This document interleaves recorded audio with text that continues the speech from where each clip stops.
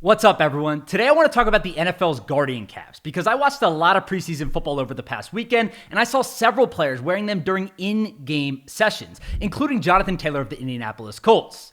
For those unfamiliar, a Guardian Cap is the protective shell you see attached to Jonathan's helmet in the image right here. The product weighs just 7 ounces, costs $125 per cap or $70 for the youth version, and can be attached to a helmet via snaps and Velcro without altering the helmet's functionality or safety, of course.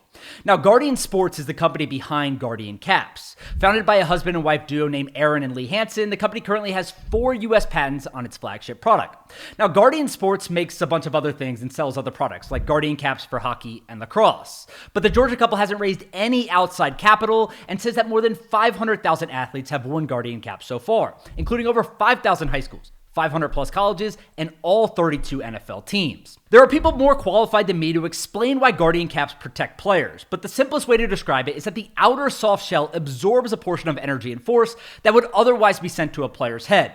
Or in simple terms, think about it like this. Today's football helmets utilize protective padding to lower the force sent to a player's head when making contact with another player. And the Guardian Cap essentially acts as another layer of protection to further reduce impact. Guardian Sports says, quote, very similar to NASCAR drivers and the soft wall technology that tracks have adopted, or even automobiles and the soft bumpers and airbags that are now required. The Guardian Cap serves the same purpose for an athlete's head, a soft shell barrier between it and impact, end quote. So how did a small business run by a husband and wife from Georgia build what could potentially become one of the most influential products in modern football? Well, it really started in 2017 when Guardian Sports won the NFL's Head Health Tech Challenge. This provided the company with access to NFL funds, money essentially, to develop new and improved helmets and helmet equipment for the next 3 to 5 years. The NFL then spent 2 full years testing the product, finding that Guardian Caps made, quote, a statistically significant improvement over the use of hard shell helmets alone. This led the NFL to permit the use of Guardian Caps during practice for teams in the year 2020, with the Jacksonville Jaguars becoming the first team to use them in practice. 6 more NFL teams, the Rams, Dolphins, Bills, Panthers, Bears, and Chargers, eventually started using Guardian Caps the following year, and the NFL now requires all players except quarterbacks, kickers, and punters to wear Guardian Caps over their helmets during every contact practice, including the preseason, regular season, and postseason. The look of these Guardian Caps initially threw some people off, for sure, but the data backs up this move by the NFL. Since mandating the use of Guardian Caps in practice for specific positions in 2022, the NFL says that they have seen a 52% reduction in concussions for those position groups compared to the previous 3-year average rate when Guardian Caps weren't worn in practice. This is why the NFL is now allowing players to wear Guardian Caps during regular season games for the first time ever this year. The NFL worked with Guardian Sports to design a cover for the caps, improving the aesthetics and making it difficult for the average fan to see who's wearing them and who isn't without the TV broadcast zooming in.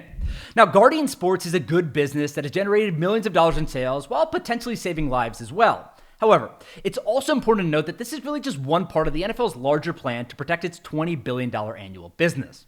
Everyone knows that head injuries are a major concern for the NFL. In fact, a 2023 Boston University study found that 92% of the 376 former NFL players they studied died with CTE. And the NFL was previously ordered to pay a $1 billion settlement to thousands of retired players who had dementia or concussion-related health issues. These studies and settlements have had a material impact on the sport's future, with youth tackle football participation seeing a nearly 30% decline since 2016. The NFL has tried to combat this by doing 2 things primarily. Number 1, investing millions of dollars annually in youth flag football to minimize the number of hits athletes receive before starting tackle football in high school. And number 2, improving the league's overall safety, including better helmet technology and the reduction in full contact practices. Many of these efforts actually go unnoticed, like the FDA recently approving a handheld tool for commercial use that can quickly diagnose concussions via blood tests with 96.5% accuracy.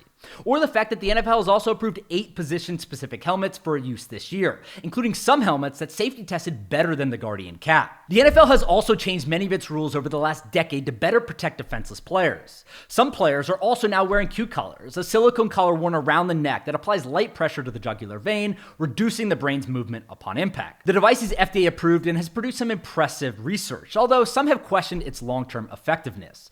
But regardless, the bottom line is clear.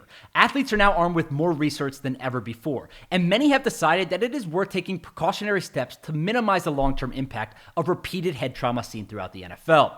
Guardian Caps don't necessarily solve the problem completely, but they are one tool in the NFL's increasingly large toolkit.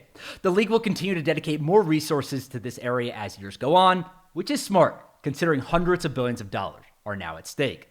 Thank you so much for watching this video. If you enjoyed it, please make sure to subscribe to the channel. I make weekly videos breaking down the business and money behind sports.